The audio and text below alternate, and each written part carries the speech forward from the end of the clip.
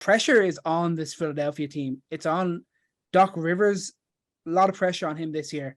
Obviously, you got to respect his career. He's won a title. He's won Coach of the Year. He has the 9th most wins in history, but he has not taken a team past the second round of the playoffs since 2012 with Boston. He appears to have been getting out-coached and shown maybe an inability to adapt in certain situations that it's been quite noticeable. And this could be his last chance at a top job in this league. If he can't bring success with the roster that they have now, people are going to start raising questions about him. Is he still an elite level coach? And maybe the answer is no if he can't do it with this Philadelphia team. And then obviously you look at Harden. Obviously people are looking at him the last 3 years.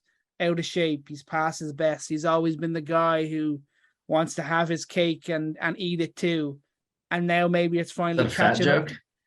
We're doing fat jokes on Coast to Coast. That's just a general saying there now. But maybe it's finally starting to catch up, and I'm looking at him, and I'm just expecting the competitor in James Harden to come out next year. I'm not saying he has to be Houston Rockets James Harden. I want him to be the 20 and 10 sort of guy, but more efficient than he has been over the last while. And then, of course, you get to Embiid. I mean, he's a guy who believes he's the best player in the league. He believes he should have won the last 2 MVPs. In my head, I genuinely think if he has anything close to the season that he had last year or the year before, he's going to win MVP next year. But I want him to go out and win it. I don't want it just to be the sake of, you probably should have won it the last 2 years, so we'll just give you this one. Go out and win the MVP award. Leave it, no questions. Be the most dominant player in the league. He has been one of them over the last couple of years. Go and do it again. And then you got to step up in the postseason, Joel. There is no moment in the postseason where you can look back and think, do you remember that from Joel Embiid? That game 6 where he just went off? He has not created that moment in the playoff. He has not taken the reins like the superstars and the best players in the league usually do. And I'm expecting more of him when we get to the postseason. And I'm expecting a lot of this Philadelphia team this year. I think I don't want to disagree with you. I'm super excited to see him take another step next year. And I think he still has more room to grow, especially as a playmaker. I worry about, an MVP push and how that would correlate to chances of him getting hurt. I'd be happy to see him be a little reserved next year and save it for the playoffs.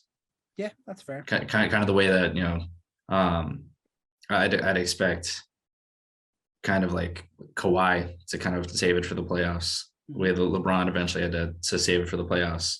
I think he'll be a candidate for sure, but I hope he'll have to do less. That's the whole point. I think the whole point is that this whole retool of this team is built around him having to do less, simplify his role in a bit, not force everything through him, because it was just insane, and it just felt completely unsustainable last year.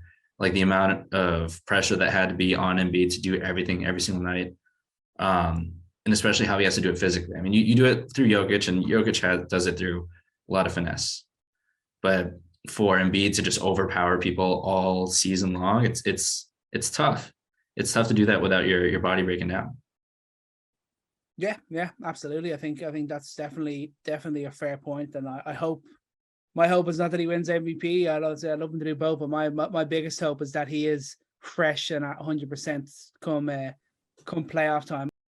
Thanks for watching Coast to Coast on YouTube. For full episodes, check out the show wherever you get your podcasts. And for all the best hot takes, subscribe to the Coast to Coast YouTube channel below.